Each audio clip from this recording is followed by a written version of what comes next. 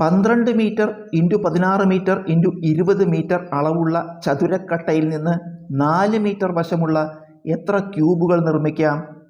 നമുക്കൊരു ചതുരക്കട്ടയാണ് തന്നിരിക്കുന്നത്. അതിൻ്റെ അളവുകളാണ് നീളവും വീതിയും ഉയരവും.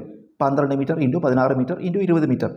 ഈ ചതുരക്കട്ടയിൽ നിന്ന് നമ്മൾ ക്യൂബുകൾ മുറിച്ചെടുക്കുകയാണ്, ഒരേപോലുള്ള ക്യൂബ്. അതായത് സമചതുരക്കട്ട, ക്യൂബ് പറഞ്ഞാൽ സമചതുരക്കട്ടയാണ്. അതിൻ്റെ വശം എത്രയാണ്? 4 മീറ്റർ വശമുള്ള എത്ര സമചതുരക്കട്ടകൾ ഇതിന്ന് മുറിച്ചെടുക്കാം?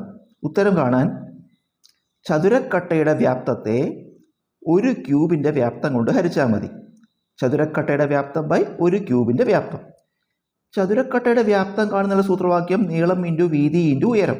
ചതുരക്കട്ടയുടെ വോളിയം കാണാൻ length into breadth into height by ക്യൂബിൻ്റെ വോളിയം കാണാൻ വശം ഇൻറ്റു വശം ഇൻറ്റു വശം. അതായത് ക്യൂബിൻ്റെ എല്ലാ വശങ്ങളും തുല്യമാണ്. അതുകൊണ്ടാണ് ഈ നീളം ഇൻറ്റു വീതി ഇൻറ്റു ഉയരം എന്നുള്ളതിന് പകരം വശം ഇൻറ്റു വശം ഇൻറ്റു വശം എന്ന് എഴുതി.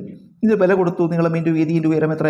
12 into 16 into 20. 12 into 16 into 20 by ക്യൂബിൻ്റെ വശം എത്രയാണ്? 4 ആണ്. അപ്പോൾ 4 ഇൻറ്റു 4 ഇൻറ്റു 4. അങ്ങനെ ചെയ്യുമ്പോൾ നമ്മൾ മറ്റൊരു കാര്യം ശ്രദ്ധിക്കണം. യൂണിറ്റ് ഒരുപോലെ അല്ലേ? ചതുരക്കട്ടയുടെ എല്ലാം മീറ്റർ ആയിരുന്നു, ക്യൂബിൻ്റെയും മീറ്ററാണ്. അപ്പോൾ അതിൽ വ്യത്യാസമൊന്നുമില്ല. ആ വ്യത്യാസം ഉണ്ടെങ്കിൽ മാറ്റണം. നമ്മളിത് വെട്ടിച്ചുരുക്കാം. അതായത് 12/4 എത്ര? 3 ഇൻറ്റു 16/4 എത്ര? 4 ഇൻറ്റു 20/4 5 ആണ്. അപ്പോൾ 3 ഇൻറ്റു 4 ഇൻറ്റു 5 കുടിച്ചാൽ മതി. 3 4 12 ഇൻറ്റു 5 നമുക്ക് 60 ക്യൂബുകൾ മുറിച്ചെടുക്കാം, അല്ലെങ്കിൽ 60 ക്യൂബുകൾ നമുക്ക് നിർമ്മിക്കാം.